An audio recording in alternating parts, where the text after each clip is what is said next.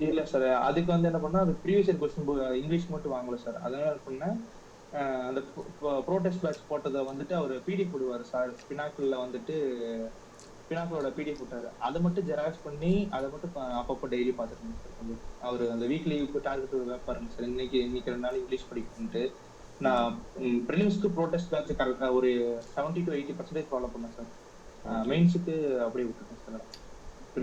Prelims ஆக்சுவலா வந்துட்டு bro test batch பண்ணங்காட்டி தான் ஓரளவுக்கு கவர் பண்ண முடிஞ்சது எல்லா சப்ஜெக்ட்டையும். ஓகே. இல்லன்னா சும்மா அப்படியே விட்டுருப்பேன் சார். ம். ஓகே, ஓகே தம்பி. ஆ, இப்போ அந்த ப்ரோ டெஸ்ட் பேட்ச்ங்கிறது மனோஜ் சார் இப்போ தனியா பண்ணிட்டு இருக்காரு. வீடியோ பார்த்துட்டு இருக்கிறவங்க, அது அடுத்து எப்போ ஸ்டார்ட் பண்ணுவீங்கன்னு கேட்டீங்கன்னா, இப்போ மனோஜ் சார் வந்து தனியா ஒரு ஆப்ல பண்ணிட்டு இருக்காரு. ராபன் அகாடமின்னு சொல்லி அவர்கிட்ட அவர் இன்னொரு யூடியூப் சேனலுமே தனியா வச்சிருக்காரு.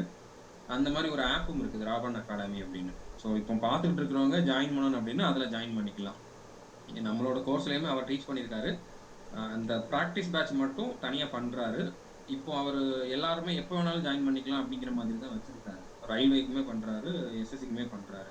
ஸோ நம்ம ஆப்ல நீங்க அத தேட வேண்டாம். ராவன் அகாடமின்னு இன்னொரு ஆப் இருக்குது. அதுல நீங்க வந்து பார்த்துக்கலாம்.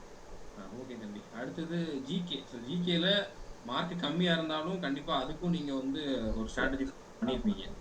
ஸோ அது என்ன பண்ணீங்க? சார் ஜிஎஸ்க்கு ஃபர்ஸ்ட் ஆக்சுவலா வந்துட்டு லூசன்ட்ல வந்து நான் பயாலஜி குரூப் எடுத்தேன் சார் 12th. அதனால வந்து ஃபர்ஸ்ட் ஈஸியா இருக்கிறது எதுன்னா, சயின்ஸ், பிசிக்ஸ், கெமிஸ்ட்ரி, பயாலஜி இது 3 முடிச்சிடலாம்னு சொல்லிட்டு லூசன் புக்ல ஃபர்ஸ்ட் பார்த்தேன் சார். ஓகே.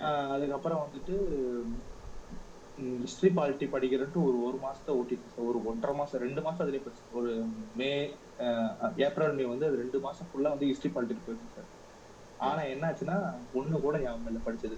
அது ஃபுல்லா அது எதுல வச்சுட்டு படிச்சீங்க? ஹிஸ்டரி பாலிட்டி அதுவும் லூசன்ல தானா?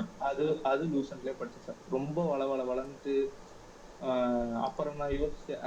பெசாட்டி நம்ம வந்து பெசாட்டி ஆப்ல பார்த்து நோட்ஸ் எடுத்துருக்கலாம்னு யோசிச்சேன். ஏன்னா சார் அப்போ வந்துட்டு ஸ்டாட்டிக் ஜிகே அதே படிச்சேன். ஸ்டாட்டிக் ஜிகே வந்துட்டு என்ன பண்ணேன்னா, நம்ம சந்திரபாபு சார்லயே ஒரு மேம் நடத்திருப்பாங்க சார். ஆமா.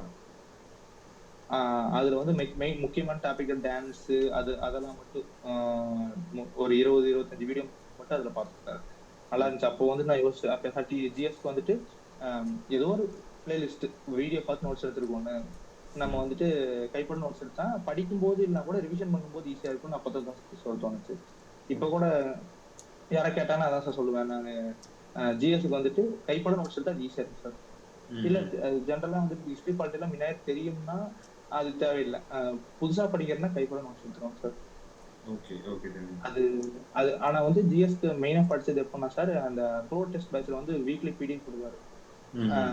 அந்த பிடிஎஃப் தான் சார் நான் ஜிஎஸ்க்கு கடைசி வரைக்கும் ஃபாலோ பண்ணது அது மட்டும் சார். எக்ஸ்ட்ரா எதுவுமே படிக்கல. எக்ஸ்ட்ரா படிச்சேன்னா அந்த ஏதாவது கொஸ்டின் சால்வ் பண்ணும்போது தப்பா வர்றது ஸ்கிரீன்ஷாட் எடுத்து வச்சு படிக்கிறது அந்த மாதிரி மட்டும் தான் சார் எக்ஸ்ட்ரா. வேற எதுவும் பெருசா பண்ணல. ஓகே, ஓகே தம்பி. ஓகே.